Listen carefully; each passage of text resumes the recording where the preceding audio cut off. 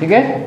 Next देखें the electric and magnetic field में क्या क्या होता है इलेक्ट्रोमैग्नेटिक वेव में। इसका मतलब इलेक्ट्रिक फील्ड होता है और मैग्नेटिक फील्ड होता है। दोनों फील्ड कहाँ से आते हैं, एक दूसरे को रीजनरेट करते हैं। ठीक है, एक दूसरे को रीजनरेट करते हुए, ठीक, ये वेव जो है प्रोपेगेट कर जाती है थ्रू द स्पेस। ठीक, तो the electric and magnetic field, the electric and magnetic field in EM wave, in EM wave, EM wave में जो इलेक्ट्रिक और मैग्नेटिक फील्ड है आर कैसे होते हैं, कहाँ होते हैं दोनों electric field magnetic field, perpendicular to each other, perpendicular to each other. ठीक है, इलेक्ट्रिक फील्ड और मैग्नेटिक फील्ड दोनों एक दूसरे के परपेंडिकुलर होते हैं एंड दोनों ही परपेंडिकुलर होते हैं, किसके परपेंडिकुलर होते हैं, and perpendicular to the propagation of wave, परपेंडिकुलर टू द propagation of wave, perpendicular to the propagation of wave।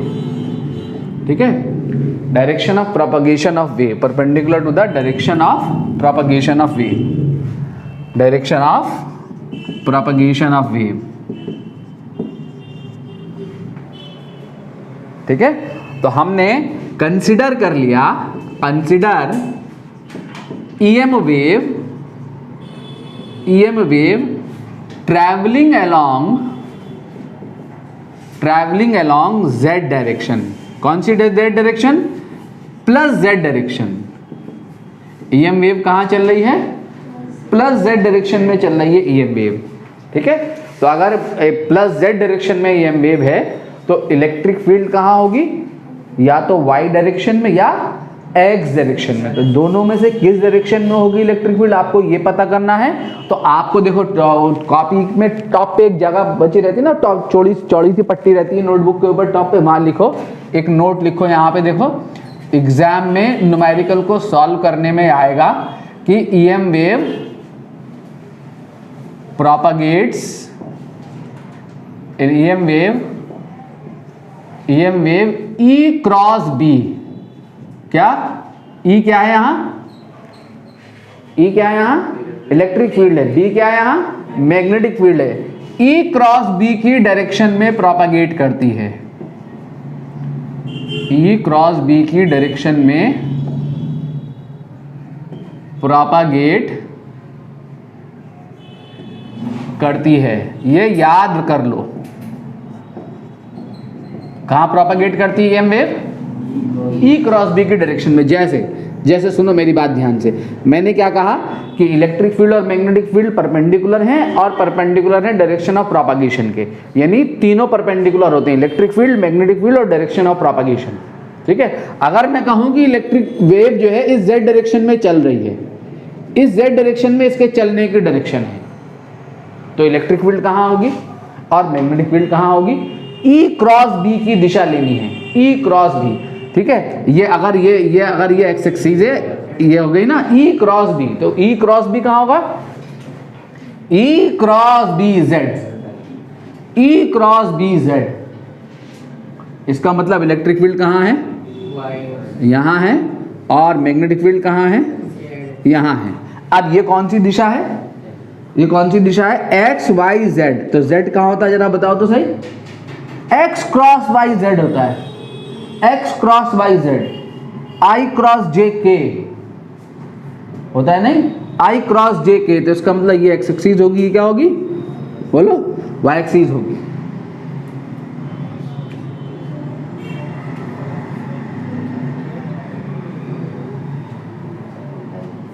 समझे मेरी बात को। ठीक है, अगर मैं आपसे कहूं, अगर आप सुनो मेरी बात ध्यान से, अगर आपके पास ये हो, मान लो ये हो, ये वाई एक्सिस है और ये जेड एक्सिस है, और तो एक्स एक्सिस कहाँ होगी जरा बताओ तो सही है? अरे यार पॉजिटिव एक्स एक्सिस कहाँ होगी, ऊपर को या नीचे को? आई जे के आई जे के आई जे कौन है?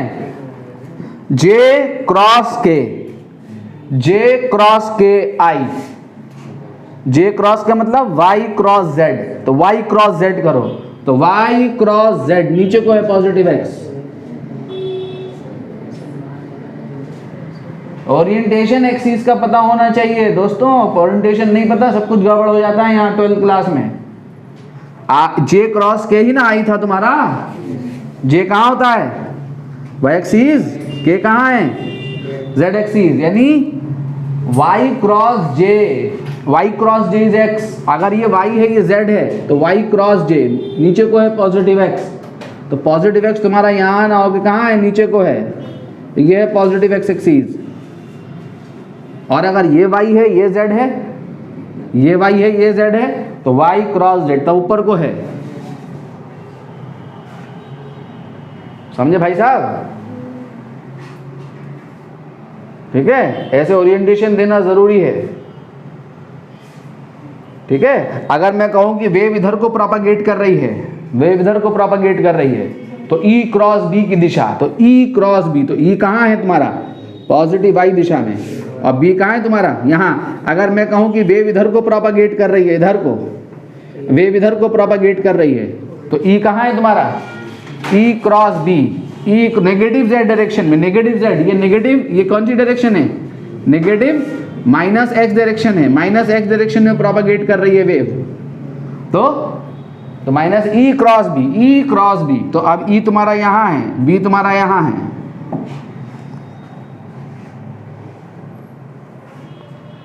समझ में आया? अगर तुम्हें ई और बी दिए हुए, सुन लो ध्यान से, ये ई दिया हुआ और ये बी दिया हुआ, ये तुम्हें पॉजिटिव जेड दिया हुआ, ये तुम्हें पॉजिटिव वाई दिया हुआ, तो फील्ड कहाँ होगी बताओ? ई क्रॉस बी कहाँ? अंदर होगा प्रोपागेशन, ऐसे होगा, ई क्रॉस बी ऐसे होगा प्रोपागेशन। ठीक है, ई क्रॉस बी की दिशा में ऐसे प्रोपागेशन होगा। अब ये देखो कौन सी दिशा? इनवर्ड है, पॉजिटिव। कौन सी दिशा है? जे क्रॉस के आई पॉजिटिव एक्स है, तो पॉजिटिव एक्स दिशा में चल रही है। ठीक है, अगर तुम्हारे पास ये एक्स एक्सिस है, ये जेड एक्सिस है, ठीक है, इधर को तुम्हारा इलेक्ट्रिक फील्ड है, ये पॉजिटिव है और ये भी पॉजिटिव है, ये इधर को तुम्हारा मैग्नेटिक फील्ड है। ठीक है, ई क्रॉस बी की दिशा देखो कहाँ है? ई क्रॉस बी कहाँ है? आउटवर्ड है, जो वाई दिशा में होगी, या पॉजिटिव आई या नेगेटिव आई, ये देखना है। तो पॉजिटिव आई या नेगेटिव आई, तो ये देखो ये कौन है? के, ये आई, के क्रॉस आई जे, तो के क्रॉस आई करा जे, जे कहाँ है? इनवर्ड, पॉजिटिव जे इनवर्ड है, पॉजिटिव जे इनवर्ड है। और वेव प्रोपगेशन आउटवर्ड, मतलब कहाँ है? नेगेटिव वाई डायरेक्शन में, ई क्रॉस बी। समझ गए? ठीक है, सीख गए प्रोपगेशन निकालना। ठीक, अब मेरी बात सुनो ध्यान से, 11 को रिकॉल करो। अरे यार ये तो माइंड में बैठा लो, और लेक्चर भी मिल जाएगा, नोट कर लियो वहां से, माइंड में बैठा लो ना, बुद्धि में, इतनी बात। अब सुनो मेरी बात ध्यान से। अब आपको ये पता होना चाहिए कि मैंने हार्मोनिक वेव की इक्वेशन लिखाई थी 11th क्लास में। क्या लिखाई थी? y is equal to a sine omega t minus k x. ये क्या बता रहा है? ये क्या बता रहा है? बीच में अगर माइनस साइन है तो क्या बता रहा है? Wave travelling along positive x direction. Omega t minus k x या के एक्स माइनस ओमेगा टी, कुछ भी हो। ठीक है, और अगर ये है y is equal to sine या कॉस या कुछ भी हो, है y is equal to a sine k z plus omega t, तो ये क्या बता रहा है? Wave travelling along negative z direction. इससे पता लगेगा जेड में चल रही है एक्स में चल रही है। वेव इक्वेशन थी ये। ठीक है, बीच में, और coefficient of T upon coefficient of x करा था, तो क्या आया था निकल के? कोफिशिएंट ऑफ टी क्या था? ओमेगा। कोफिशिएंट ऑफ एक्स क्या था? के। क्या आया था ये? Wave speed. और के क्या था? 2 पाई बाई लैम्डा। लैम्डा क्या था? वेवलेंथ। ये वेव कांस्टेंट था, k is equal to 2 pi by lambda. 11th class की बात है। वही वेव इक्वेशन, इसी वेव इक्वेशन का यूज करेंगे। होगा क्या यहाँ पे? ये वाई क्या होगा? क्या प्रोपगेट कर रहा है यहाँ? अगर आप स्ट्रिंग में वेव प्रोड्यूस करा रहे हैं तो वाई स्ट्रिंग के पार्टिकल का डिस्प्लेसमेंट है, लेकिन यहाँ पे क्या चीज है? इलेक्ट्रिक फील्ड और मैग्नेटिक फील्ड हैं, इलेक्ट्रिक फील्ड और मैग्नेटिक फील्ड प्रोपगेशन में है। टाइम वेरिंग इलेक्ट्रिक फील्ड है और पोजीशन के साथ इलेक्ट्रिक फील्ड वेरी कर रहा है, टाइम और पोजीशन के साथ मैग्नेटिक फील्ड वेरी कर रहा है, वो चल रहे हैं मैग्नेटिक इलेक्ट्रोमैग्नेटिक वेव में। तो वाई कौन होगा यहाँ? इलेक्ट्रिक फील्ड होगा। ए कौन होगा? इलेक्ट्रिक फील्ड का एम्पलीट्यूड होगा। वाई कौन होगा यहाँ? मैग्नेटिक फील्ड होगा। ए क्या होगा? मैग्नेटिक फील्ड का मैग्नीट्यूड होगा। क्लियर हो गया? अगर बी वाई मैग्नेटिक फील्ड या मैग्नेटिक फील्ड का मैग्नीट्यूड। नाउ कंसीडर, मैंने कहाँ लिया है ईएम वेव को? Travelling along plus Z direction. तो अगर प्लस जेड डायरेक्शन में ईएम वेव है, ये प्लस जेड डायरेक्शन देखो, ये प्लस जेड डायरेक्शन है, तो मान लो ये तुम्हारी एक्स एक्सिस, ये तुम्हारी वाई एक्सिस, ऐसी होगी ना, एक्स क्रॉस वाई जे। तो इलेक्ट्रिक फील्ड कहाँ होगी? एक्स डायरेक्शन में। और मैग्नेटिक फील्ड कहाँ होगी? हैं? वाई डायरेक्शन में। ठीक है? The electric field along the electric field, तो इलेक्ट्रिक फील्ड जब एक्स डायरेक्शन में तो कैसे दिखाएंगे? The electric field E X along कहाँ? Plus X direction. ठीक है? एनसीईआरटी ने डायरेक्ट लिखा है इसको, ये नहीं बताया क्यों है प्लस एक्स डायरेक्शन में इलेक्ट्रिक फील्ड, मैंने आपको यहां बता दिया। ठीक है? Electric field along plus X direction while magnetic field along कहां? Plus Y direction. ठीक है? मैग्नेटिक फील्ड जो है वो प्लस वाई डायरेक्शन में। अगर ये नेगेटिव जेड डायरेक्शन में प्रोपगेट कर रही होती तो ये दोनों फील्ड अल्टा पल्टी हो जाते। वाई डायरेक्शन में इलेक्ट्रिक फील्ड आ जाती है और magnetic field x direction, B y कह दो, बी वाई सबस्क्रिप्ट यूज करेंगे। ठीक है बच्चों? तो हमारे पास अब मैं इस इलेक्ट्रोमैग्नेटिक वेव को की शक्ल प्लॉट कर रहा हूं आपके लिए, हैं? तो इसको प्लॉट किया जा सकता है।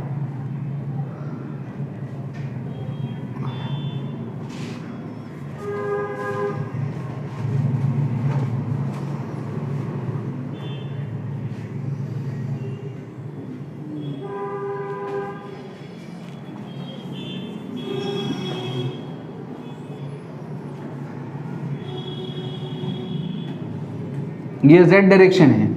ठीक है? और यहां पे ये आपका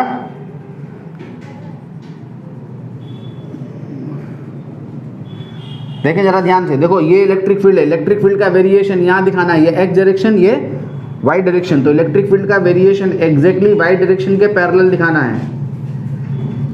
ये इलेक्ट्रिक फील्ड वेक्टर दिखा रहा हूं, देखो electric field vector electromagnetic wave में वेरी कर रहा है टाइम और स्पेस के साथ।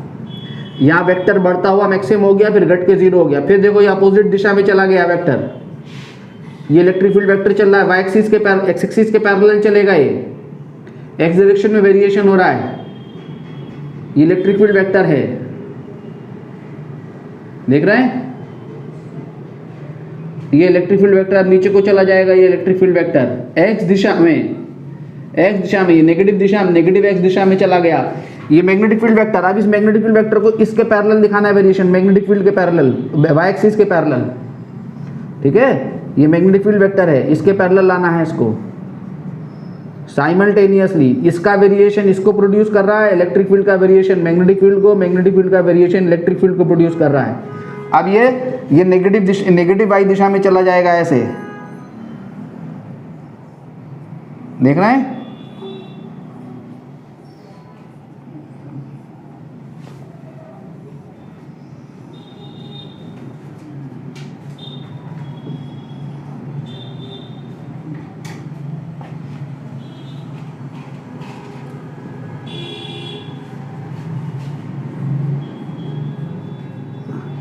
ठीक है? यहाँ पे EX, यहाँ पे EX, ये EX है ये, ठीक है? और यहाँ पे क्या है? BY। ठीक? तो अब मुझे यहाँ पे क्या लिखना है?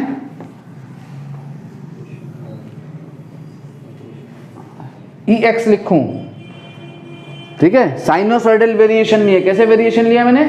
साइनोसॉइडल लिए, वेव इक्वेशन लिए साइनोसॉइडल। तो EX जो होगा वो क्या होगा? EX हो जाएगा E not sine k z minus omega t. Minus sine क्यों लिया है? क्योंकि वेव ट्रैवल कर रही है कहाँ? पॉजिटिव एक्स डायरेक्शन में। और मैग्नेटिक फील्ड की इक्वेशन हो जाएगी B y is equal to B not sine k z minus omega t. ठीक है, ये इलेक्ट्रिक फील्ड इक्वेशन है और ये मैग्नेटिक फील्ड इक्वेशन है। ऐसे इलेक्ट्रिक फील्ड और मैग्नेटिक फील्ड की इक्वेशंस लिख देंगे। ठीक है, वेयर सुन लो ध्यान से, where c is equal to, c क्या है? Speed of EM wave, speed of EM wave. c is equal to coefficient of t, कितना है? Omega upon coefficient of z k। ठीक है, इज इक्वल टू क्या होगा? E not upon B not. याद रखना ये सब formula, E not upon B not. ठीक है, ऐसे याद करो, फोर्स होता है ना क्यू ई, और कौन होता है फोर्स? B Q V. तो क्यू से क्यू कट गया तो देखो स्पीड क्या होती है? सॉरी, क्यू से क्यू कट गया, स्पीड क्या होती है? E by B. E by B speed होती है। ठीक है, तो इलेक्ट्रोमैग्नेटिक वेव में इलेक्ट्रिक फील्ड का एम्पलीट्यूड और मैग्नेटिक फील्ड का एम्पलीट्यूड का जो रेशियो होगा वो क्या होगा? हमारा इलेक्ट्रोमैग्नेटिक वेव की स्पीड होगी। जो भी स्पीड होगी वो निकल के आएगी। अगर ये वेव इक्वेशन आपको वैक्यूम में दी हुई है तो ये 3 × 10⁸ निकल के आएगा। अगर ये दोनों वेव इक्वेशन किसी मीडियम के लिए दी हुई है तो मीडियम की वैल्यू निकल के आएगी। ठीक है, इज इक्वल टू क्या आएगी निकल के? 1/√μ0 अपॉन एप्सिलॉन नॉट। क्या है ये? क्या है बोलो? ये speed of EM wave, speed of EM wave in vacuum. ठीक है, सारी इलेक्ट्रोमैग्नेटिक वेव्स वैक्यूम में एक ही स्पीड से चलती हैं। वो एक्सरे हो या गामा रे हो या अल्ट्रावायलेट रेज हो या लाइट हो, ठीक है, या माइक्रोवेव हो या रेडियो वेव हो, कोई सी भी वेव है वो वैक्यूम में एक ही स्पीड से चलेगी। क्या होगी उसकी स्पीड? c 3 × 10⁸ मीटर पर सेकेंड। μ0 और एप्सिलॉन नॉट की वैल्यू यहाँ पुट करोगे ना तो कितना आएगी निकल के? 3 × 10⁸ मीटर पर सेकेंड। ठीक है, जहाँ पर k जो है, यहाँ पर k क्या है? यहाँ पर जो k है, k जो है ये 2π/λ है। ठीक है, k यहाँ पे 2π/λ है और लैम्डा जो है यहाँ पे क्या है? वेवलेंथ है। और ओमेगा जो है, ओमेगा किसके इक्वल है? 2πf के। ओमेगा क्या है यहाँ? Angular frequency. f क्या है यहाँ? फ्रीक्वेंसी। तो टाइम पीरियड क्या हो जाएगा? 1/f या 2π/ω। ठीक है, इन सब चीज़ों को आपको क्वेश्चन में न्यूमेरिकल में पूछेगा। ई नॉट क्या है? इलेक्ट्रिक फील्ड का एम्पलीट्यूड। बी नॉट क्या है? मैग्नेटिक फील्ड का एम्पलीट्यूड। ठीक है, नोट करो जल्दी से। तो कुछ ईएम वेव के बारे में कुछ पॉइंट लिख ले बच्चे। ईएम वेव इज आ, क्या है EM wave? EM wave is a self sustaining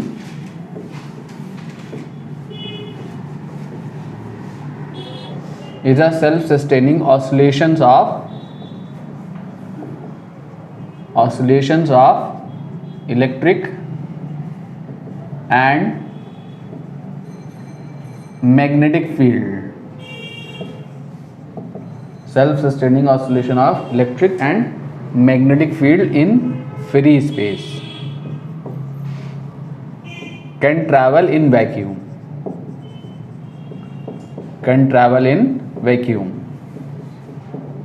vacuum में ये इलेक्ट्रोमैग्नेटिक वेव जो है वो ट्रैवल कर सकती हैं। ठीक है, स्पीड इन वैक्यूम क्या होती है इलेक्ट्रोमैग्नेटिक वेव की? स्पीड इन वैक्यूम होती है c is equal to 1/√μ0 epsilon naught. In medium में क्या होती है इलेक्ट्रोमैग्नेटिक वेव की speed? v is equal to √μ epsilon. Mu epsilon क्या है? मीडियम की परमिएबिलिटी एंड मीडियम की परमिटिविटी। ठीक है, और नेचर क्या होता है? Transverse in nature. Electromagnetic wave का जो नेचर है वो कैसा है? ट्रांसवर्स वेव है ये। ठीक है, ट्रांसवर्स वेव उसे कहते हैं जिनमें जो वेव में क्या हो रहा होता है? फिजिकल क्वांटिटी का ऑसिलेशन हो रहा होता है और ये फिजिकल क्वांटिटी जो है प्रोपागेट कर रही होती है। यहाँ पर ये जो फिजिकल क्वांटिटी है कौन है? इलेक्ट्रिक फील्ड और मैग्नेटिक फील्ड हैं। तो इलेक्ट्रिक फील्ड और मैग्नेटिक फील्ड का ऑसिलेशन डायरेक्शन ऑफ प्रोपगेशन के परपेंडिकुलर हो रहा है। तो जब वेव में जो फिजिकल क्वांटिटी ऑसिलेट कर रही होती है वो ऑसिलेशन डायरेक्शन ऑफ प्रोपगेशन के परपेंडिकुलर होता है, तो ऐसी वेव को हम क्या कहते हैं, ट्रांसवर्स वेव कहते हैं। और जब ऑसिलेशन प्रोपगेशन की ही डायरेक्शन में होता है और उसी प्रोपगेशन की डायरेक्शन में ऑसिलेशन जो है प्रोपगेट करता है, ठीक, तब वो वेव कौन सी वेव कहलाती है, लॉन्गिट्यूडिनल वेव कहलाती है। ठीक है, नेचर हमने पढ़े हैं, कहाँ पढ़े हैं, 11वीं क्लास में पढ़े हैं। ठीक, तो यह यहाँ पे जो नेचर है वेव का वो कैसा है, ट्रांसवर्स है। तो इलेक्ट्रोमैग्नेटिक वेव्स, लाइट, सारी इलेक्ट्रोमैग्नेटिक वेव जो है ट्रांसवर्स नेचर की हैं। इंटेंसिटी ऑफ वेव,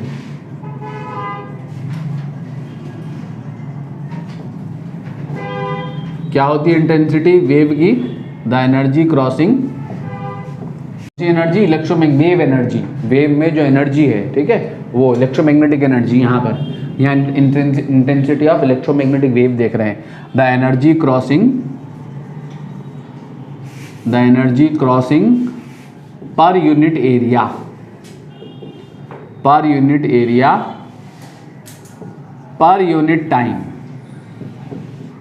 पर unit time, comma, perpendicular to the direction of propagation,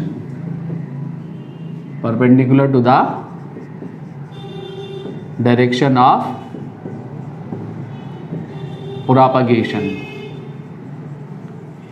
direction of propagation के परपेंडिकुलर। ठीक है, energy crossing per unit area per unit time is called the intensity of wave, is called the intensity of wave.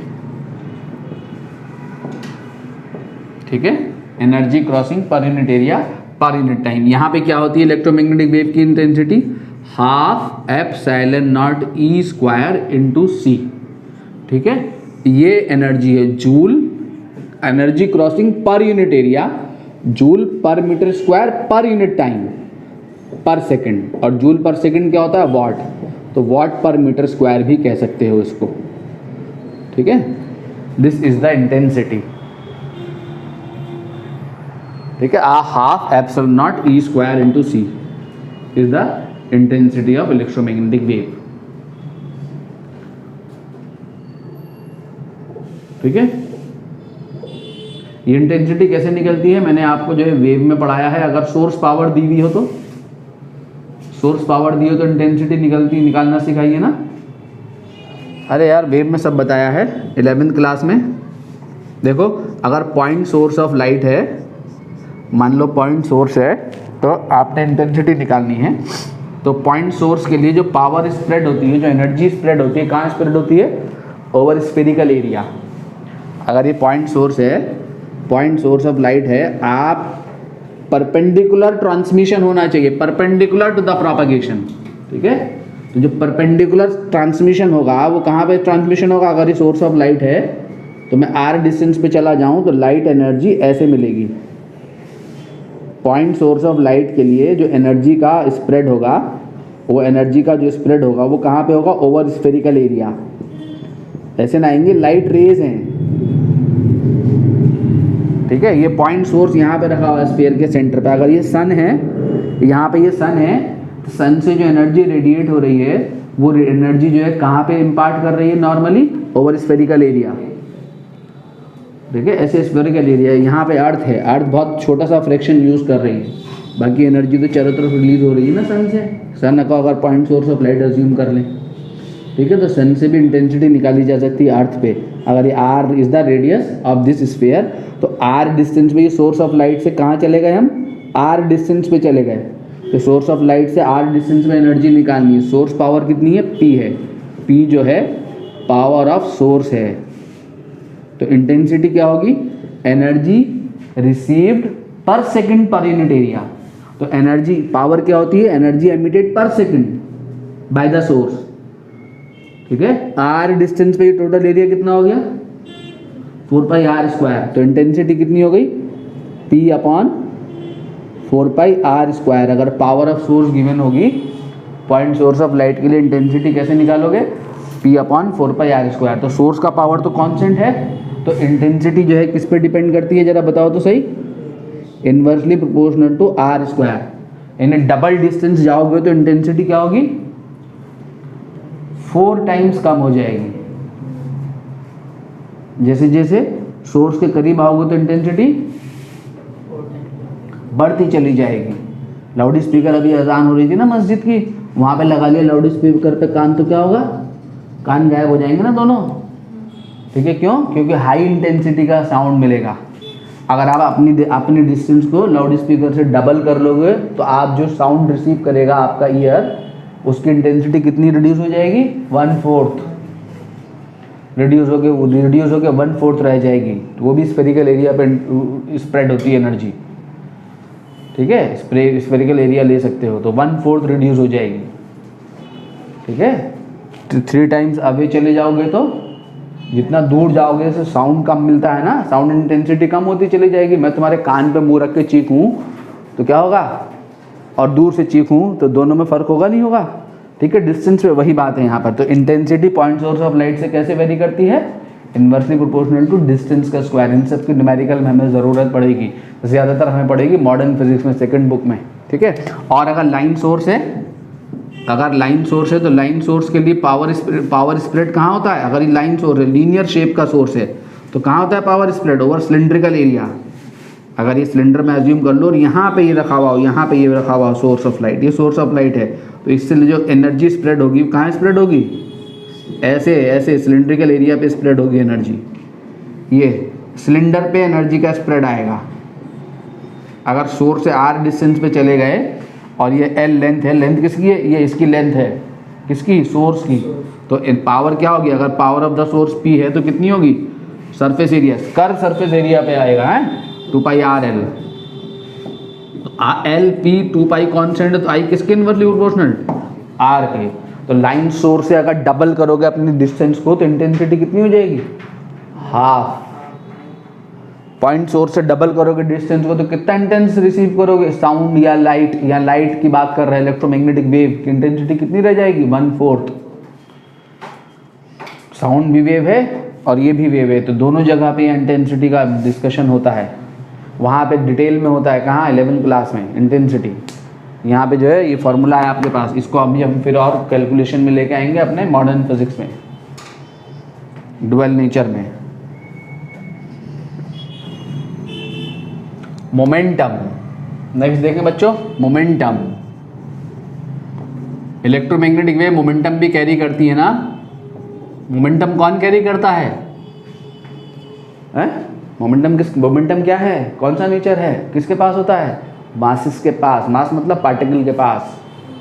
ठीक है, तो wave का particle nature भी है। अरे डुअल नेचर नहीं पढ़ा है, समझे? रेडिएशन जो है हमारा वेव भी है और पार्टिकल भी है। वेव के पार्टिकल को क्या कहा था प्लैंक्स ने? क्वांटा या फोटॉन, जिसकी एनर्जी कितनी थी? h/nu। ठीक है, तो इसका मतलब इलेक्ट्रोमैग्नेटिक वेव जो है वो मोमेंटम कैरी करके चलती हैं।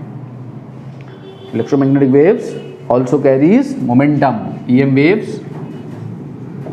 Waves also carries momentum. क्या होती है वेव एनर्जी? बोलो। mc² होती है। यहाँ पार्टिकल के पास एनर्जी क्या है? पार्टिकल एनर्जी क्या लेते हैं हम?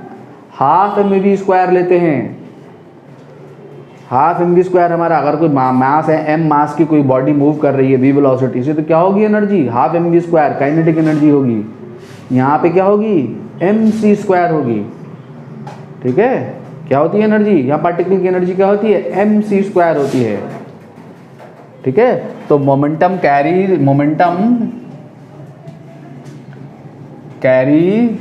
कैरीड बाय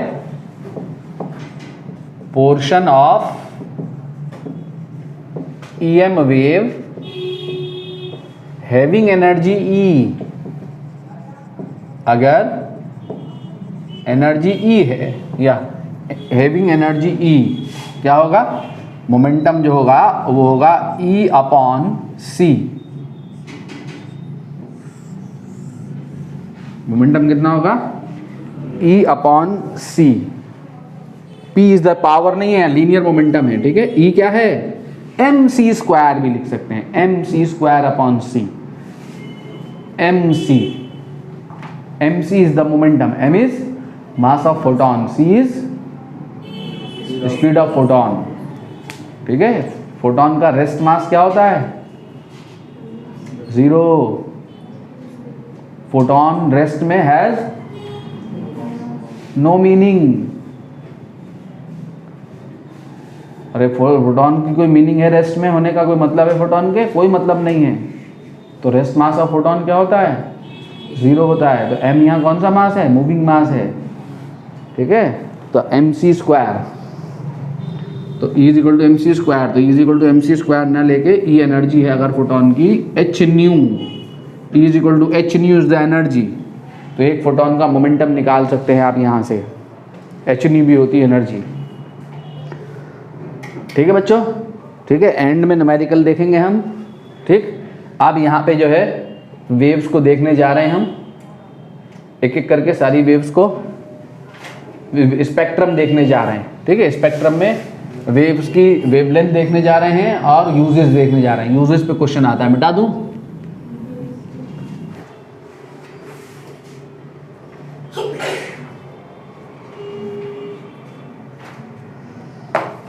हाँ जी,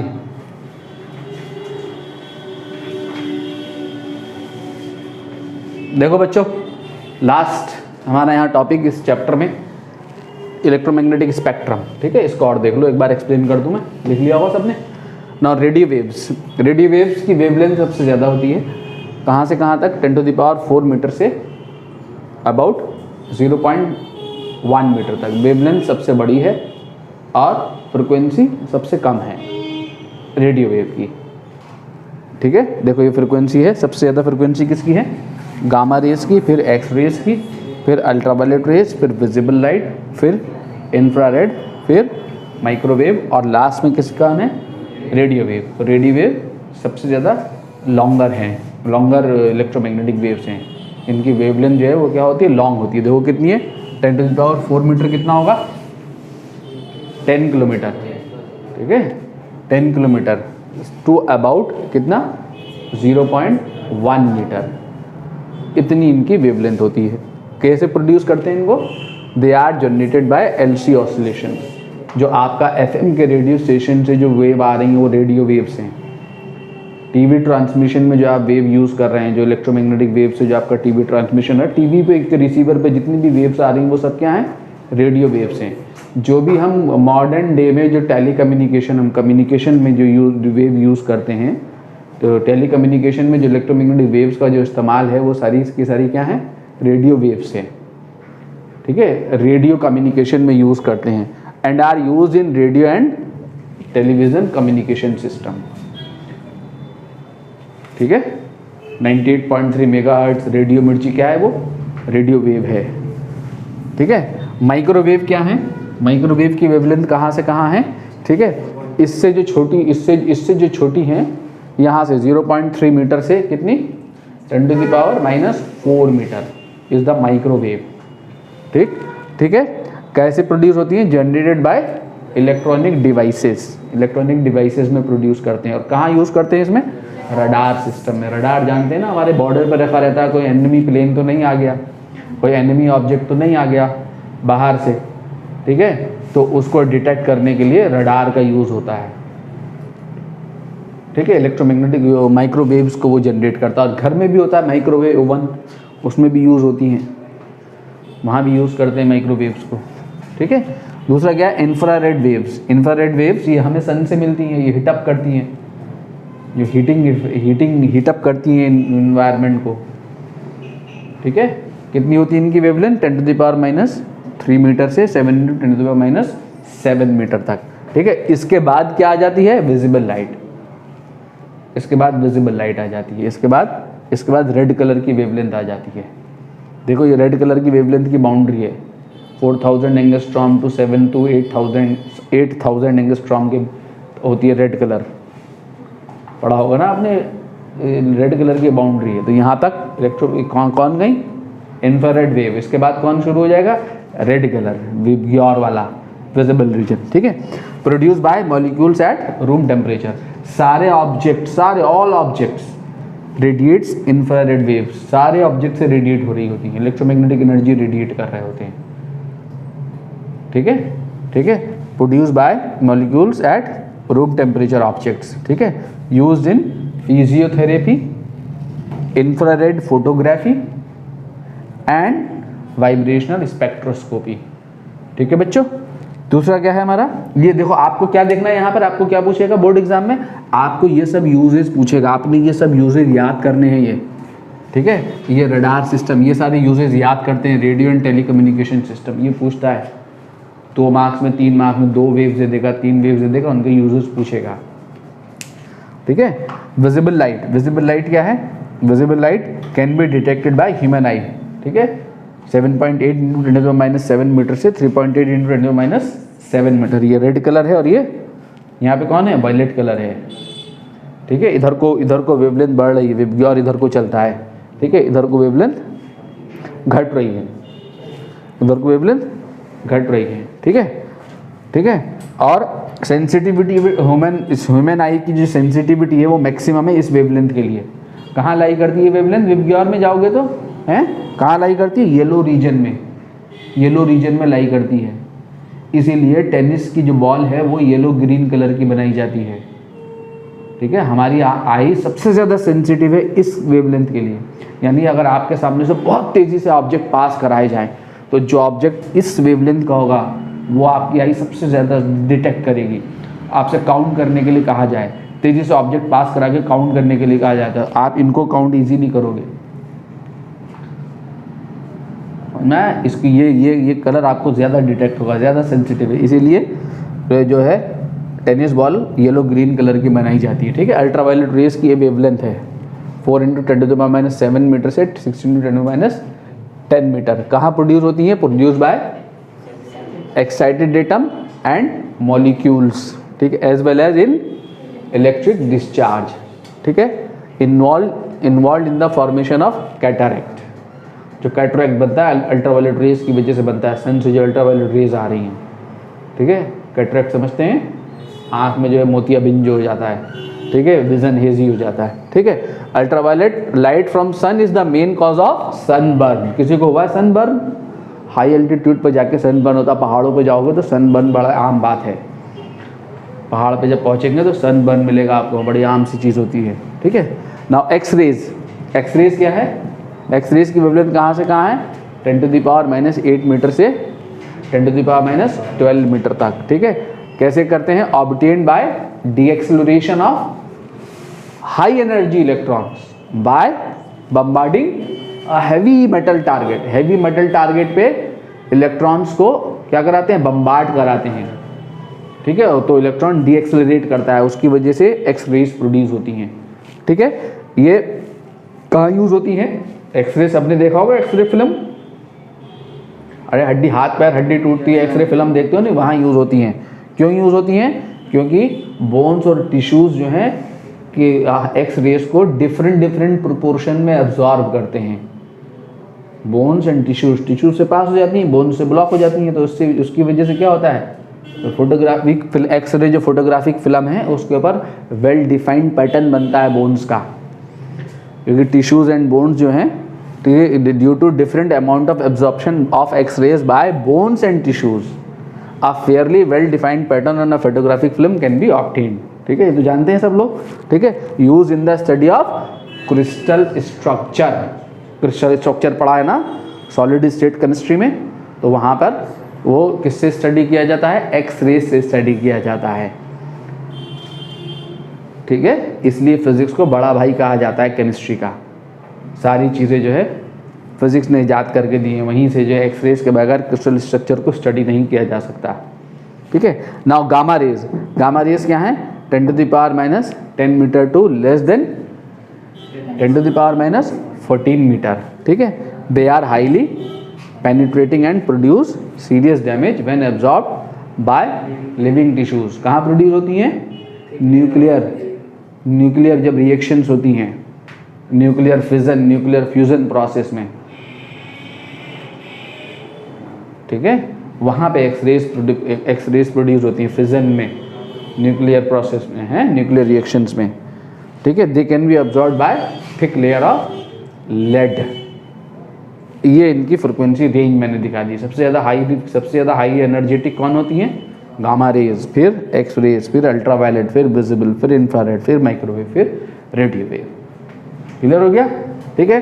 कुछ क्वेश्चंस करते हैं 2-3 इसके ऊपर, और 2-3 क्वेश्चन करके इस चैप्टर को आज ही खत्म करते हैं, भविष्य के लिए बिल्कुल नहीं छोड़ते हैं। इलेक्ट्रोमैग्नेटिक वेव में इलेक्ट्रिक फील्ड का एम्पलीट्यूड दिया हुआ है, फ्रिक्वेंसी दी हुई है, ठीक है। एनसीईआरटी क्वेश्चन है 8.8, डिटरमाइन करना है मैग्नेटिक फील्ड का मैग्नीट्यूड, एम्पलीट्यूड, ओमेगा के lambda and expression of electric and magnetic field, ठीक है। सुन लो मेरी बात ध्यान से, देखो ई नॉट से, ई नॉट दिया हुआ ना तुम्हें और न्यू दिया हुआ, तो इससे न्यू से क्या निकाल लोगे? हैं? ओमेगा निकाल लोगे। ओमेगा इज इक्वल टू क्या? 2 पाई न्यू। तो ओमेगा इज इक्वल टू, पहला पार्ट कर रहा है, तो 2 into pi, pi nu is 50, तो ओमेगा पाई के टर्म में रखो, कितना आ गया? 100 पाई, ठीक है। पाई की वैल्यू डाल के अपना रखते रहना, ठीक है। 314 आ जाएगा, 314 अगर आपको वही चाहिए, 314 रेडियन पर सेकंड ओमेगा आ गया। ओमेगा आने के बाद अब आपको क्या चाहिए? स्पीड ऑफ वेव चाहिए। तो speed of wave c is equal to क्या हो जाएगा? E not upon B naught. तो बी नॉट निकल आएगा यहाँ से, क्या आएगा? E not upon C. E naught कितना है? 120 upon 3 into 10 to the power 8। तो क्या आया देखो तो बी नॉट कितना आ गया? 40 इंटू 10 टू द पावर 8, यानी 4 इंटू 10 टू द पावर -7, ठीक है। इतना क्या? न्यूटन पर कूलम, इतना टेस्ला, ठीक है। ये क्या आ गया आपका? बी नॉट आ गया। बी नॉट पता लग गया, ओमेगा पता लग गया। अब क्या पता करना है? के पता करना है। तो के क्या होता है हमारा? हैं? C is equal to lambda new,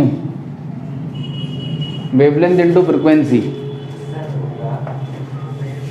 C is equal to wavelength into frequency. तो यहाँ से लैम्डा निकाल लो, तो लैम्डा कितना हो जाएगा? सी अपॉन न्यू। तो 3 इंटू 10 टू द पावर 8, देखो 3 into 10 to the power 8 upon lambda. Lambda कितना है बोलो? और सॉरी न्यू कितना है? न्यू 50। 50 आ गया ना? कितना आ जाएगा? है कितना हो जाएगा? 6 into 10 to the power 6 metre, ठीक है ना? 6 into 10 to the power 6 metre यार। ये आ गया वेवलेंथ। नाउ के निकालना है आप, के। तो के कितना हो जाएगा बोलो जल्दी से? 2 पाई बाई लैम्डा। तो 2 into pi upon 6 into 10 to the power 6, ये यहाँ रख दिया ना, ठीक है। तो के की वैल्यू आ जाएगी पाई अपॉन 3, सॉल्व कर लेना जो भी आएगा, इंटू 10 टू द पावर -6, क्या? Per metre. 2 pi by lambda is the per metre, ठीक है। ये आ गया आपका क्या? के। अब क्या निकालना है? फाइंड द एक्सप्रेशन ऑफ, हाँ अब एक्सप्रेशन निकालने के लिए इसने कहीं मेंशन नहीं किया वेव कहाँ चल रही है, तो आपको अपनी तरफ से मान लेना है। मान लिया कि वेव प्रोपागेट कर रही है एक्स डायरेक्शन में, ये एक्स डायरेक्शन में वेव प्रोपागेट कर रही है, ठीक है। कितनी स्पीड? सी दिखा दूँ, सी स्पीड से वेव प्रोपागेट कर रही है इन एक्स डायरेक्शन। जब वेव एक्स डायरेक्शन में प्रोपागेट कर रही है तो मैग्नेटिक इलेक्ट्रिक फील्ड कहाँ होगा? ई क्रॉस बी। तो इलेक्ट्रिक फील्ड यहाँ होगा, बोलो यार, और मैग्नेटिक फील्ड वेक्टर यहाँ होगा ना। अब जरा देखो तो सही, एक्स दिशा कौन सी वाली दिशा है? के, जे और के, जे और के है ना। तो के,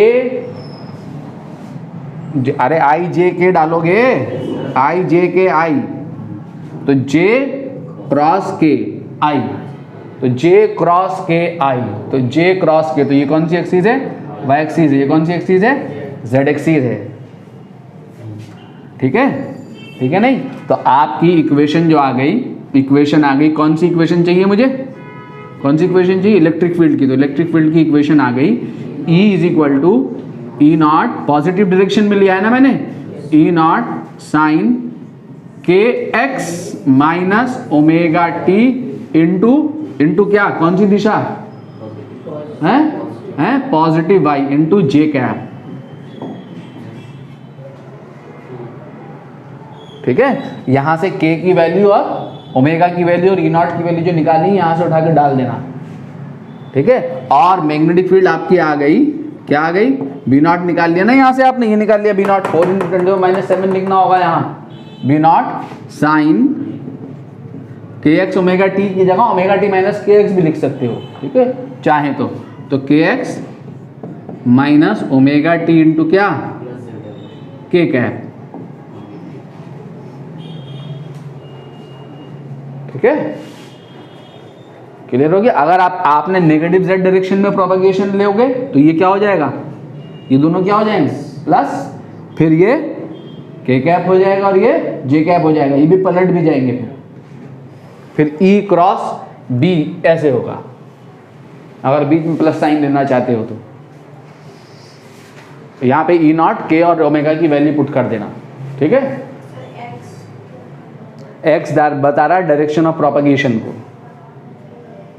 अगर यहाँ पे आपने z डायरेक्शन में प्रोपगेशन लेना है तो यहाँ z लिखना होगा, तब ये x और y में जाएंगे, तब ये i कैप और j कैप आएंगे।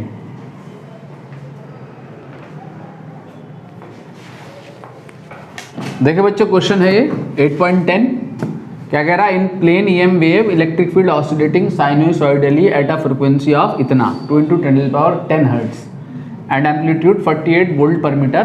What is the wavelength of the wave? What is the amplitude of the magnetic field? Show that the average density of the electric field equals the average density of the magnetic field. तो दो part तो सीधे सीधे हो गए। हमें क्या दिया हुआ, देखो हमें क्या दिया हुआ है, हमें दिया हुआ है फ्रिक्वेंसी दी हुई, कितनी दी हुई है 2.0 × 10⁻10 हर्ट्ज दी हुई, और क्या दिया हुआ, इलेक्ट्रिक फील्ड का एम्पलीट्यूड दिया हुआ ई नॉट कितना दिया हुआ है 48 वोल्ट पर मीटर दिया हुआ है, ठीक है। क्या निकालना है, पहले पार्ट में क्या निकालना है, लैम्डा, तो लैम्डा इज इक्वल टू क्या होता है c upon new, speed upon frequency, c कितना 3 × 10⁸ और न्यू कितना 2 × 10⁻10, ठीक है। तो कितना आ जाएगा लैम्डा, बोलो जल्दी से, 1.5 × 10⁻⁻2 मीटर, ये आपकी आ गई वेवलेंथ। अब बी पार्ट में निकालना है क्या, एम्पलीट्यूड बी नॉट, तो अब जरा बताओ तो सही, वही फॉर्मूला ना, c इज इक्वल टू क्या होगा E not upon B naught, तो यहाँ से बी नॉट जो है वो कितना आ जाएगा E not upon C, E naught कितना है, ई नॉट कितना है 48 अपॉन 3 × 10⁸, ठीक है, कितना आया बी नॉट 16 × 10⁻⁻8, यानी कितना 1.6 × 10⁻⁻7 टेस्ला, ये बी नॉट आ गया। अब देखो तीसरा पार्ट बहुत इंपॉर्टेंट है बोर्ड में पूछे जाने के लिए, क्या शो करना है हमने कि इलेक्ट्रोमैग्नेटिक वेव्स में जो एनर्जी डेंसिटी क्या होती है, energy stored per unit volume, ठीक है। तो electric field, energy density of electric field and energy density of magnetic field दोनों आपस में इक्वल होते हैं। Average energy density of electric field and average energy density of magnetic field, यानी energy stored per unit volume in electric field and energy stored per unit volume in magnetic field दोनों आपस में क्या होते हैं, equal होते हैं। Now energy density electric field के अंदर कितनी है, UE is equal to half ε0E², ठीक है। अगर इलेक्ट्रोमैग्नेटिक वेव में is equal to B0² upon 2μ0, ये हम पढ़ चुके हैं, याद करें, ये हमने पढ़ा था इलेक्ट्रोस्टैटिक में, ठीक है। Electric energy density, energy stored per unit volume in electric field, और ये energy stored per unit volume in magnetic field, electromagnetic wave में है ये। मैंने ये शो करना है कि ये UE और UB दोनों आपस में क्या होते हैं, इक्वल होते हैं, ठीक है, इस बात को शो करना है। Now since C is equal to क्या होता है, जरा बताओ तो सही, E0 अपॉन B0, तो E0 क्या हो जाएगा यहाँ से CB0, इसको मैं यहाँ रख सकता हूँ, ठीक है। मैं UE को दिखा दूँ कि UE और UB इक्वल हैं, तो अगर मैं इसको यहाँ रख दूँ तो UE कितना हो जाएगा half ε0 C² B0²। Now since C is equal to क्या होता है 1 अपॉन अंडर V0 ε0 भी होता है, इसको अगर मैं यहाँ रख दूँ स्क्वायर ले जाके, तो UE इज इक्वल टू क्या हो जाएगा, जरा देखो तो सही, half epsilon not into 1 upon mu not epsilon not into B not square. तो एप्सिलॉन नॉट से एप्सिलॉन नॉट कट दिया, तो u e is equal to क्या है, B not square upon 2 mu not, यानी यू ई जो है किसके इक्वल है, यू बी के इक्वल है। यू ई और यू बी दोनों आपस में क्या है, इक्वल हैं। तो हैंस प्रूव्ड। तो आपको एक बात और पता लगी इस न्यूमेरिकल से, क्या पता लगी कि average energy density of electric field and average energy density of magnetic field electromagnetic wave में, किसी भी इलेक्ट्रोमैग्नेटिक वेव में दोनों इक्वल होते हैं।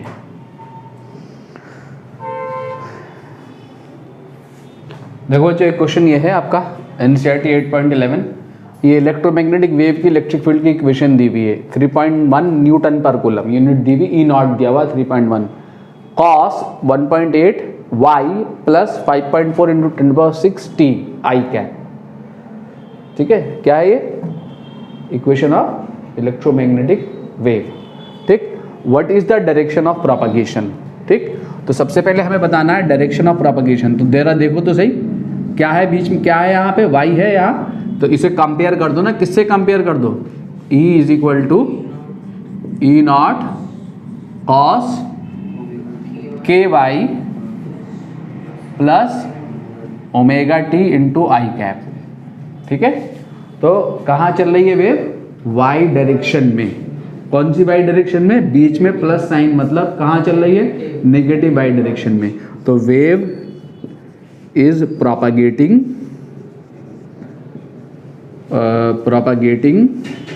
कहाँ, अलोंग नेगेटिव वाई डायरेक्शन में।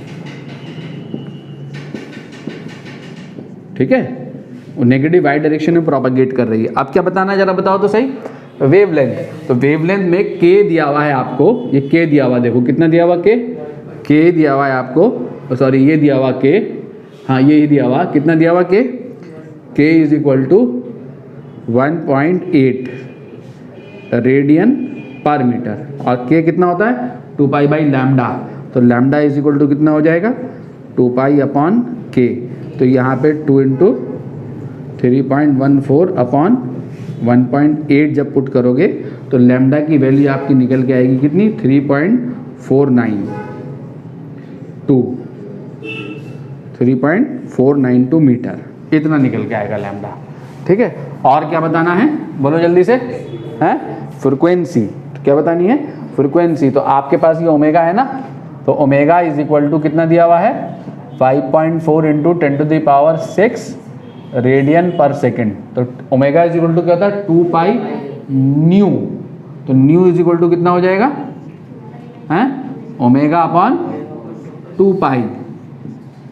ठीक है, तो ओमेगा अपॉन 2 पाई कर दो, 5.4 इंटू 10⁶ अपॉन, या आपने लैम्डा निकाल रखा है, ठीक है, v c equal to lambda f भी कर सकते हो, लैम्डा न्यू भी कर सकते हो, nu is equal to c upon lambda, उससे भी कर सकते हो।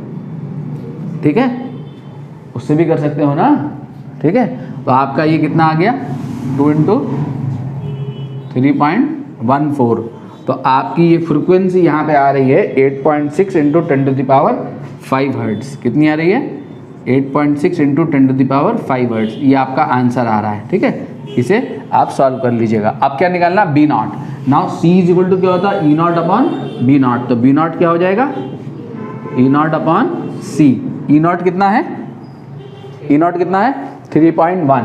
तो 3.1 अपॉन 3 इंटू 10⁸ ठीक है, तो 1 पॉइंट समथिंग मिल जाएगा। ठीक है, 1.03 कितना आ जाएगा, 1.03 इंटू 10⁻⁻8 टेस्ला। ये आपका, ये आ गया आपका क्या, बी नॉट। सब पता लग गया। अब क्या पता करना है? अब यहाँ पे पता करना right expression of magnetic field part of the wave. तो मैग्नेटिक फील्ड पार्ट में सिर्फ हमें क्या लेके आना, देखो हमारा ये, अब आपका बचा क्या, एक्स डायरेक्शन में क्या है आपका, देखो जो मैंने बताया था वो सेट हो रहा है यहाँ पे। देखो ये है ना आपका, ये क्या है, ये मान लो ये आपकी वाई दिशा है, ये वाई दिशा है, तो ये एक्स दिशा है, तो ये कौन सी दिशा हो गई, जेड दिशा हो गई। वेव कहाँ चल रही है, वेव कहाँ चल रही है, नेगेटिव जेड डायरेक्शन में, इस डायरेक्शन में चल रही है। स्पीड वेव की सी है, ये है ना, तो क्या होगा E क्रॉस B, तो E cross B, E cross B, यानी E कहाँ है तुम्हारा, E अगर x दिशा में है तो B कहाँ होगा, Z दिशा में होगा, तो दिया हुआ तो है तुम्हें E, ठीक है। E x दिशा में ही आएगा अगर negative z negative y direction में चलेगी वेव। अगर ये पॉजिटिव y डायरेक्शन में चला दूं वेव को, तो यहाँ पे क्या जाएगा फिर, है यहाँ पे क्या जाएगा फिर, k cap, k cross i j, k cross i j, k cross i j, तब पॉजिटिव y दिशा में जाएगी। अगर वो यहाँ पे k कैप लगा देता तो अब यहाँ पे क्या आता, फिर माइनस साइन लगाना पड़ता उसको, ठीक है। तो जब इलेक्ट्रिक फील्ड मेरी x दिशा में है तो प्रोपगेशन नेगेटिव y दिशा में ही होगा, इसलिए ये सब कुछ सेट हो रहा है, हो रहा नहीं हो रहा है। तो वेव कहाँ चलती है, E क्रॉस B की दिशा में, याद हो गया। आप सुन लो, तो वेव इक्वेशन क्या हो गई, तो जो तीसरी दिशा है वो वेव इक्वेशन हो गई, जो B नॉट कॉस, बाकी सब कुछ ऐसे ही रहेगा, क्या, ky plus omega T into क्या, k कैप चढ़ जाएगा। तो B is equal to B naught डाल दो, B नॉट कितना है 1.03 इंटू 10 टू द पावर -8। इसी अंदाज में लिख दो टेस्ला, ब्रैकेट में बंद करो, फिर कॉस लिखो, फिर K लिखो 1.8 रेडियन पर मीटर इंटू y लिखो, फिर प्लस और 5.4 into 10 to the power 6 radian per second into T omega T into K cap. ये आपका मैग्नेटिक फील्ड हो गई। क्लियर हो गया बच्चों, ठीक है।